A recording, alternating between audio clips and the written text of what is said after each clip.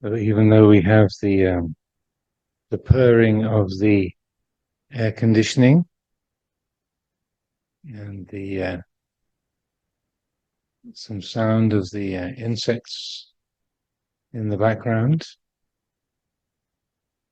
perhaps it's still possible to discern the inner vibration, the inner sound I was referring to yesterday. When the body is settled, the mind is attentive to the present,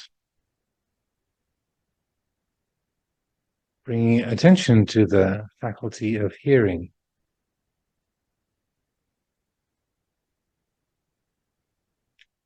See if you can notice this continuous silvery sound, never beginning, never ending, ever present here in the background of the hearing faculty.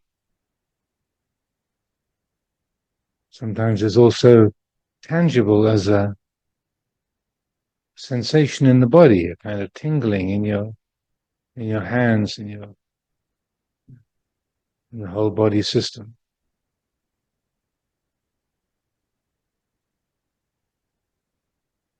And we can use this presence, this inner sound, as a reminder, as a meditation object, both to support concentration. You can focus on it and deliberately aim to exclude everything else.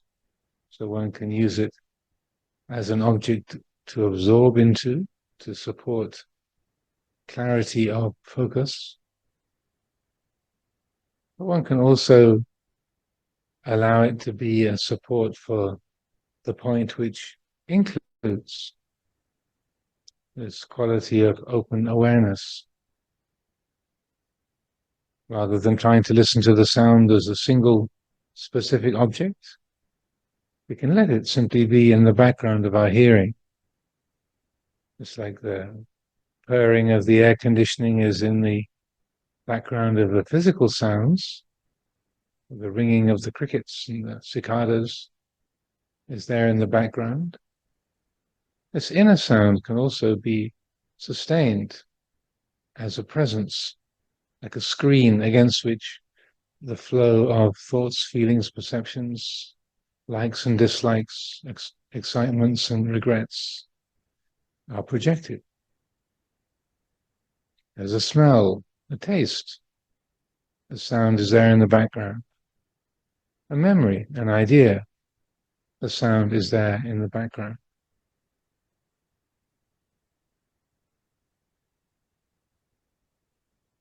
So by cultivating this quality of inner listening, it helps the mind to sustain the perspective of all of the aspects of the world that are known here in this space of awareness. The world happens here, is known here in this space of awareness. I'm not saying that the material world has no existence on its own, it's not a dream. There's a genuine physicality to the material world. But what we know about it is known here, in this mind, the space of this awareness. So none of us experience the world, we experience our mind's representation of the world, its own version of the world. And it's known here, arises and passes right here.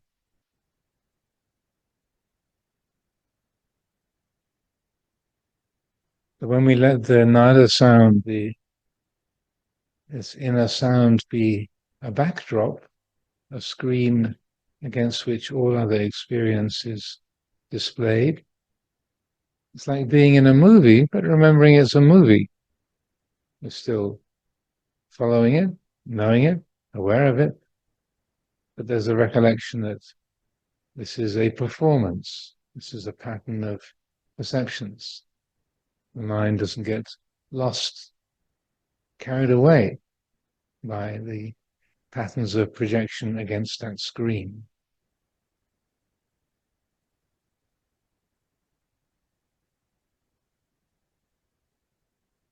Now, the different religious traditions, spiritual traditions have talked about this inner sound, this inner vibration in different ways. In Sanskrit, in the Hindu world, it's called the Brahmanada, the divine sound, or just nada, the sound. In China, it's known as the Shurangama Samadhi. And in Japan, the famous koan, the question of hakuin, of what is the sound of one hand, is actually referring to this inner sound. When two hands clap together, they make a noise. When there's just one hand, what is the sound? The sound is this inner vibration. Here it is. In the Greek world, it was known as the music of the spheres, the vibration of the cosmos, the planets, stars. But we don't have to make much of the different names that are used or the different forms of description for this practice. Well, then, keep it simple. If it's something that we can hear as we sit, as we walk, as we eat, as we brush our teeth and wash our dishes, let its presence remind us. Be awake. Dhamma is here and now. Apparent here and now, timeless, encouraging investigation. So the inner sound is a reminder. It's a sensory experience of sound, of vibration. But it has qualities that evoke the qualities of the Dhamma itself, the Dhamma guna. So it helps lead the mind towards that direct realization of Dhamma itself.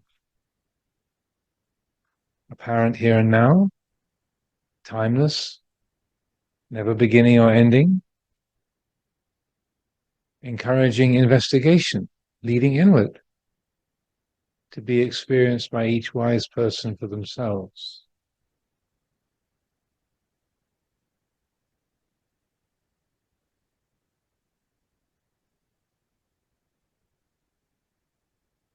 When talking about this as a practice, sometimes people hear these words and they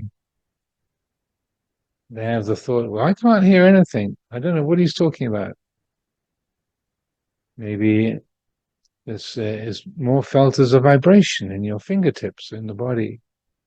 Or maybe it's an oscillation, a vibration of the visual field, a kind of vibrancy of color and form, the shimmering of the visual world.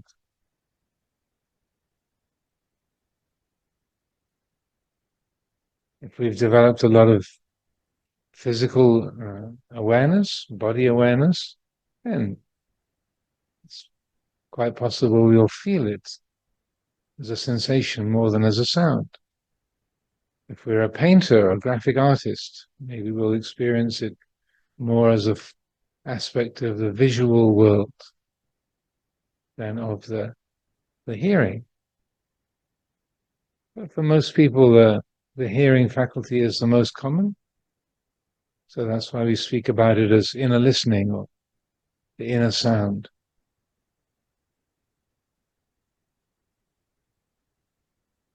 If the rest of the world is making too much noise, the aircon, the crickets, the cicadas, everything else, and it's not discernible or you can't feel anything, don't worry. Just carry on using the same kinds of practice we've been talking about. If it's available, we can use it. If it's not available, we don't use it. It's very simple. Also in the Dhamma discussion yesterday, I was talking about introducing our own name into the space of the mind. And things are quiet and thoughts have become more still, not arising so strongly. When there's a quality of inner spaciousness, along with that kind of an exercise of thinking of our own name, also we can use questions. Often the habits of identification, asmi mana and ahankara, mamankara, I-making and mine-making, they're very strong, subtle. So we can use questions to illuminate those habits of self-centered thinking. When the mind is quiet, spacious, we can bring in a question like, who is meditating? Does this mind have an owner? Does this moment have an owner? What is the me that's hearing the sound of the cicada, of the Ajahns voice? When I say the word me, what does that refer to?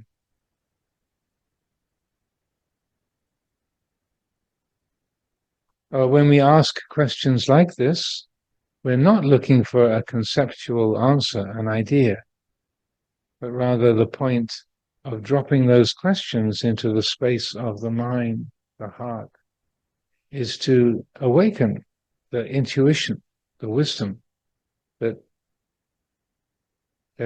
this isn't a self, doesn't belong to a self. This which knows the person is not a person. The intuition that the heart, the citta, is Dhamma itself, not a person. So when we ask a question like, who is experiencing this moment? We're not looking for an answer, but rather to reveal that the word who is completely beside the point, or wrong. It's not a who. It's not even an it. This quality of awakened awareness, it's not a thing in the world of other things. Like the Tathagata cannot be defined in terms of the five khandhas, but is profound, immeasurable, unfathomable. This quality of awakened awareness is present, awake, knowing. It's not a person, doesn't belong to a person. So using these questions, it reveals the attitude of mind, the presumptions the mind makes about me, the meditator, me, the experiencer, me, the knower. And we burst the bubble of self-centered thinking and don't have to replace that with another thing, an idea, a real me concept, but rather be awake. Embody that awakened awareness, profound, immeasurable, unfathomable, like the great ocean.